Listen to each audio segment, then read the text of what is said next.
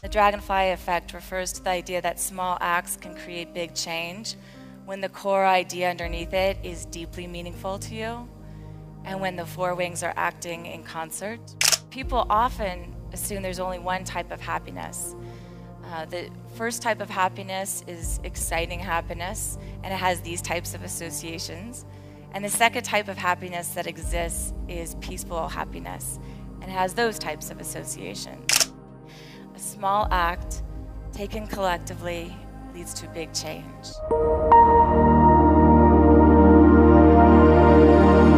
Our lab at Stanford does a lot of research in the area of happiness, meaning, and social media.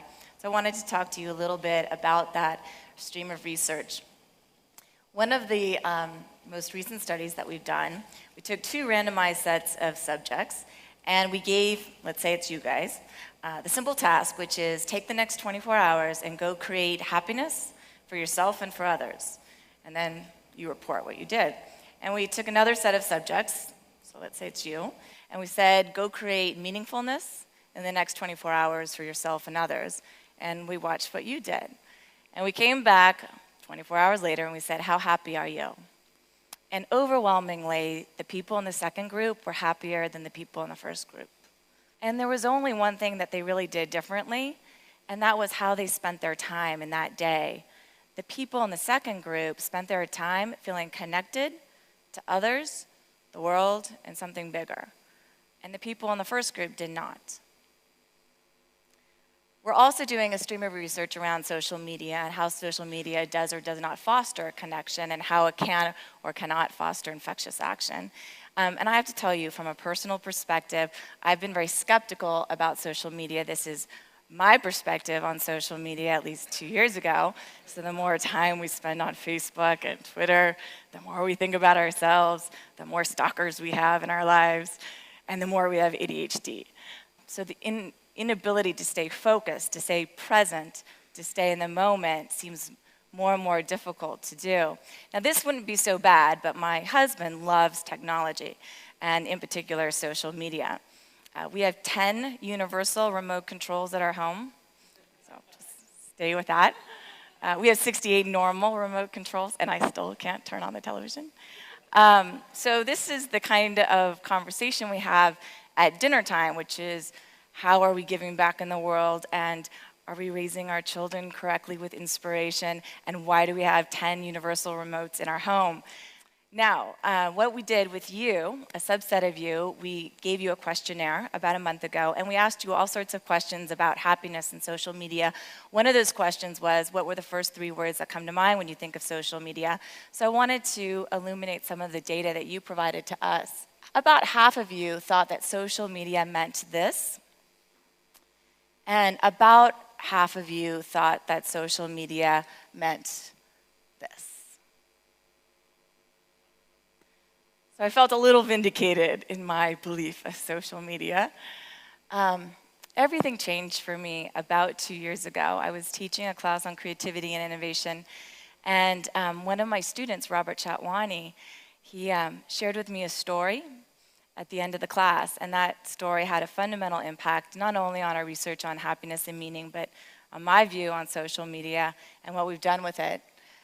Samir Bhatia was his best friend, and he's 32 years old, recently married, social entrepreneur, Stanford educated, and he was here in India about 2.5 years ago, and he got hot and feverish, and they took him to the hospital, and he was diagnosed with leukemia.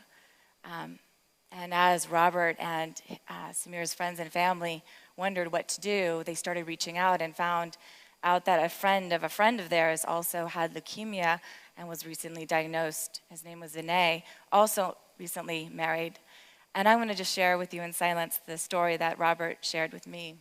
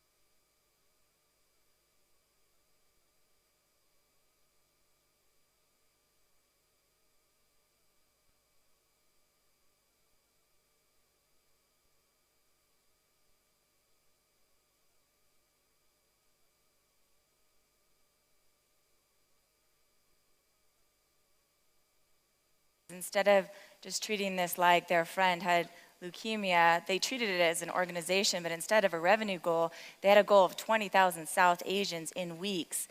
And they built out the brands. They executed like crazy. Robert created an email, and he spent 3 hours on that email telling the story and carving out a clear call to action.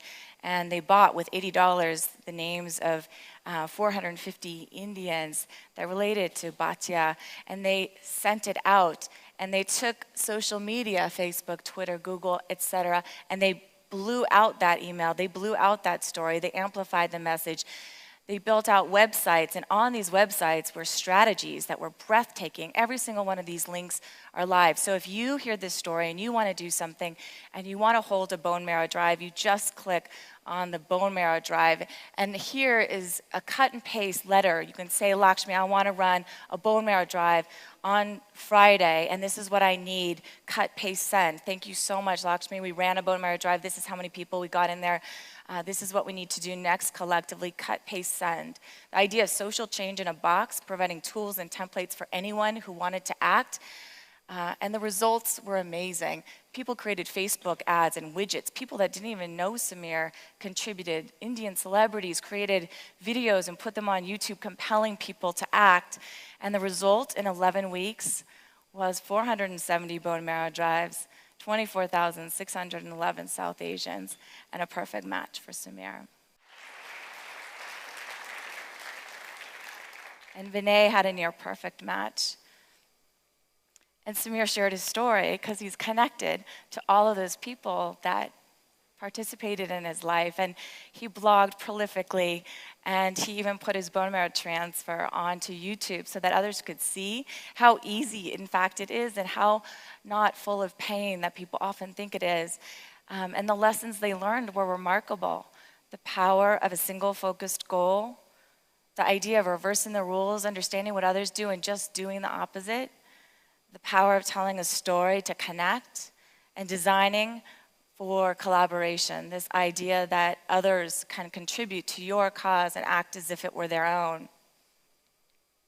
An update on Samir. He passed away at the end of my class, and this is a picture of Samir and Reina. And they celebrated his life by sharing his memorial service with the world. 6,000 people had a live webcast to celebrate Samir. And Vinay passed on too. 3 months after Samir did, he fought hard, but he sadly also passed on. As many of you know, the probability of survival is not just whether you get a perfect or good match, it's the speed with which you get that match as well. But, and the reason I'm here today is because out of the 24,611 people registered, 266 people were matched immediately. That's 266 people who had hope, who had the time and the gift of potential life. This idea that most revolutions are sparked by the actions of a few ordinary people is what drove Robert and his friends. An idea that your biggest asset is a clear mind and a very focused idea. So to find the ignition point and light it. And all I could do as I was thinking about this story and listening to him talk is think, what could I do now? Could I water this story? Would it grow? How would that make me feel? And all I could think about was happy. So I talked to my technology-based husband, and I said, what could we do in the world that would have this kind of impact, and how could we harness social media to do so? So we collected stories of individuals in for-profits and nonprofits that have created infectious action. Jessica Jackley at Kiva, co-founder, and Scott Harrison and Charity Water, and Jane Chen at Embrace. These individuals that have created infectious movements with very little resources, but are getting others to contribute to the cause. And what was so interesting in this data grab that we did was understanding which campaigns took flight and which campaigns did not, because there were a number that did not. And there were two common factors with the campaigns that took off versus those that didn't. The first is that the campaigns that took off harnessed social media, but they did it where the core idea of what the individual wanted to do had deep, deep meaning for them. And then they amplified that idea through social media. And then the second was that 4 activities were common among all of them, and those 4 activities were coordinated in precision and in sync. And those 4 activities were focus on a single goal and grabbing attention and making people look and making people care through telling a story and in designing for collaboration, enabling others to act.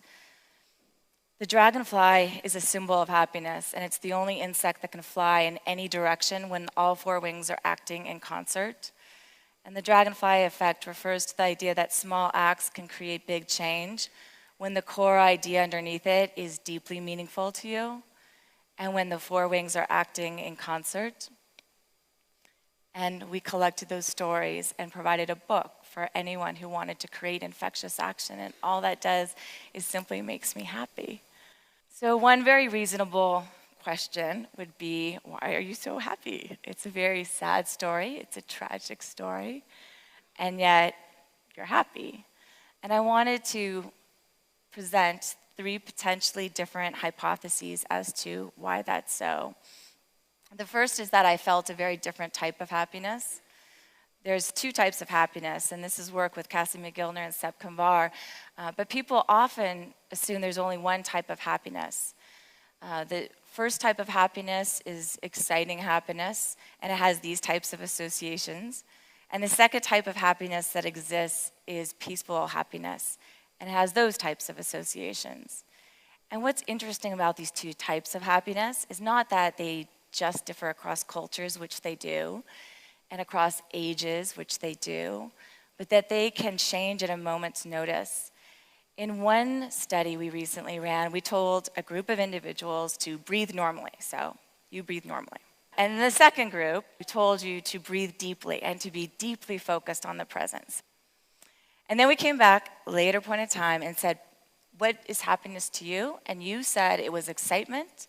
And we said, what is happiness to you? And you said it was peaceful. This idea that something as small as 5 minutes of deep breathing focused on the present could redefine your way of looking at happiness is stunning, I think. You can choose your own happiness. And what is even more interesting is that we went back to this group of individuals and we offered you 2 teas. One is a refreshing peppermint tea and one is a relaxing, calming chamomile tea. And you disproportionately picked the peppermint tea and you disproportionately picked the calming, soothing tea. We can choose our own happiness, and whatever happiness we choose to experience has a significant impact on the decisions we make at this moment and in the future. And I believe I chose my happiness, and that had an impact on the decisions I made. The second insight or hypothesis is that I felt a less of a need to be happy, which much research shows doesn't work anyways. When we asked you what is one thing you could do to be happier or improve your happiness, this is the type of data that you responded with.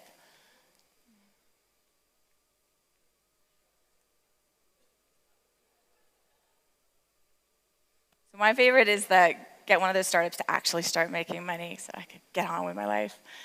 And the research shows that even if you can achieve these seemingly untenable goals, that within a few days of achieving that goal, you are very likely to be back at the same base rate of happiness that you were before you achieved that goal. So instead of trying to improve or get happier, might we reconsider the view of happiness to be associated with moments of happiness? And we have a class, Designing Happiness, and these are moments of happiness that came from the students created by Emily and Joe, and this had such deep impact on me. And I think about Robert, and I think that the moments of happiness that he had a lot to do with just knowing you found a perfect match for your best friend. And then a second moment of happiness that has to do with 266 individuals matched within 1 year. And for me, I think a moment of happiness is knowing I could do something more.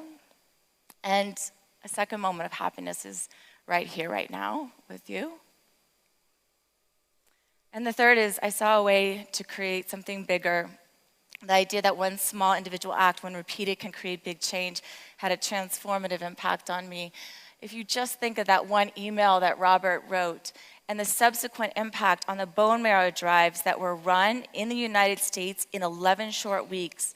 These dots represent each bone marrow drive that collected 24,611 South Asians across the United States, 11 weeks with that email socially shared, amplified through Facebook and Twitter and Google and video, you name it.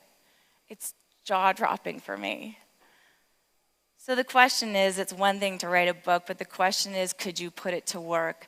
And the sad reality is that this problem exists in very big ways. The numbers are still terrible if you're South Asian. This is Sanjana. Sanjana is the mother of 8-year-old twins, and she was educated at Delhi University and came to the United States to be a teacher. And she was diagnosed with multiple myeloma 5 years ago. She gave herself a stem cell transplant, and she went into remission. And it's come back. The only thing that will save her is a bone marrow transplant. And they have been looking for 2 years. We have come so far, and yet we still have so far to go. But the happy, very happy news is that the technology has shifted dramatically. Bone marrow transfers used to take 1 to 2 days in the hospital, and now they take, with peripheral blood stem cell techniques, only 3 hours of sitting in a hospital and doing something that's not dissimilar to a blood test or a blood withdrawal. Getting tested used to be necessity to have blood taken, and now it's as simple as a cheek swab. What can we do? What can we do together? One idea was, could we get 100,000 South Asians in the bone marrow registry in 1 year? When Samir and Vinay were matched, the first words out of their mouth was, let's get another 25,000. And in honor of those two men, what would it look like to get 100,000 South Asians into the registry this year?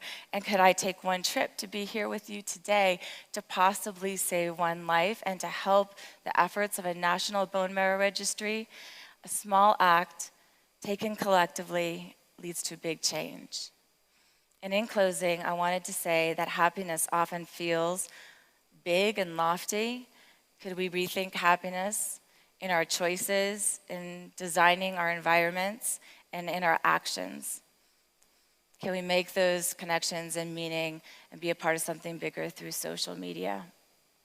So what is one small act you can do? And we invite you to potentially give a cheek swab, which is outside after our session, and to share that hope with Sanjana, and to share stories and tweet them and blog them and video them about small acts that create big change. The idea is that the world would be a much better place if we share those stories, and I can promise you that you will be indeed happy. Thank you.